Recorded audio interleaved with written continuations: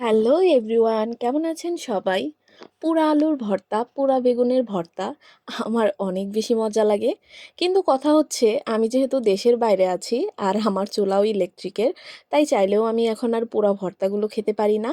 সেদিন হঠাৎই ইউটিউবে দেখলাম যে কিভাবে বালু দিয়ে আলু পুড়ে মশলা দিয়ে বিক্রি করতেছে। অমনি আমার মাথায় বুদ্ধি খেলে গেল, চলে গেলাম বিচে। আমি যেহেতু আইল্যান্ডে আছি, চারপাশে বিচের অভাব নেই, তো বিচে গিয়ে অনেকটা বালু নিয়ে চলে আসলাম বাসায়। এসে আমার ইন্ডাকশনে একটা গামলা বসিয়ে সেটায় ভর্তি করে বালু দিয়ে নিলাম।